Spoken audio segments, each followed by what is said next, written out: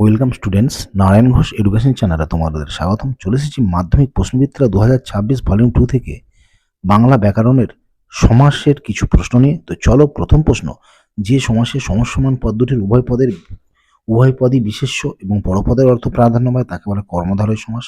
পরের প্রশ্ন, কর্মধারয় সমাসে প্রাধান্য থাকে পরপদের। পরের প্রশ্ন, পূর্বপদ প্রাধান্য পায় কোন সমাসে? না অব্যয়ীভাব সমাসে। নেক্সট প্রশ্ন, পূর্বপদের বিভক্তি লুপ্ত হয়ে পরপদের অর্থ প্রাধান্য পায় যে সমাসে সেটি হলো তৎপুরুষ সমাস। নেক্সট প্রশ্ন, উপমান এবং উপমেয়ের মধ্যে অভেদ কল্পনা করা হয় কোন সমাসে? না রূপক কর্মধারয় সমাসে। পরের প্রশ্ন, সমাসের মূল অর্থ একাধিক পদের একটি পদে পরিণতি লাভ। পরের প্রশ্ন, যাকে তুলনা করা হয় সেটি হলো উপমান। নেক্সট প্রশ্ন, বহুব্রী সমাসে অর্থ প্রাধান্য থাকে তৃতীয় পদের। পরের প্রশ্ন, ব্যাসবাক্যের এক একটি পদকে বলা হয় সমসমান পদ। পরের প্রশ্ন, সমাস শব্দের সাধারণ অর্থ সংক্ষেপ। নেক্সট প্রশ্ন, সমসমান পদ কথাটির অর্থ হচ্ছে যাদের সমাস করা হচ্ছে। পরের প্রশ্ন, ব্যাসবাক্যের ব্যাস শব্দের অর্থ হচ্ছে বিস্তার। পরের প্রশ্ন, পরস্পর সম্বন্ধ বিশিষ্ট একাধিক পদ মিলিত হয়ে যে নতুন সমাসবদ্ধ পদ গঠিত হয় তাকে বলে সমস্ত পদ। পরের প্রশ্ন, উপপদ শব্দের অর্থ হচ্ছে সমীপবর্তী পদ। পরের প্রশ্ন, প্রাদি সমাস কোন সমাসের নামান্তর? না অব্যয়ীভাব সমাসের নামান্তর। পরের প্রশ্ন, পূর্বপদ সংখ্যাবাচক বিশেষণ হয় যে সমাসে সেটি হচ্ছে দ্বিগু সমাস। পরের প্রশ্ন, কারকের বিভক্তি লোপ পায় যে সমাসে তার নাম তৎপুরুষ সমাস।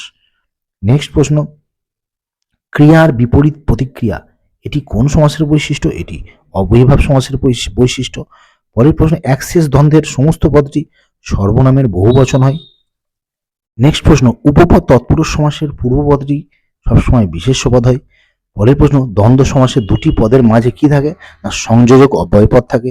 পরের প্রশ্ন, কোন সমাসে উভয় পদের অর্থ অক্ষুণ্ণ থাকে? দ্বন্দ্ব সমাসে।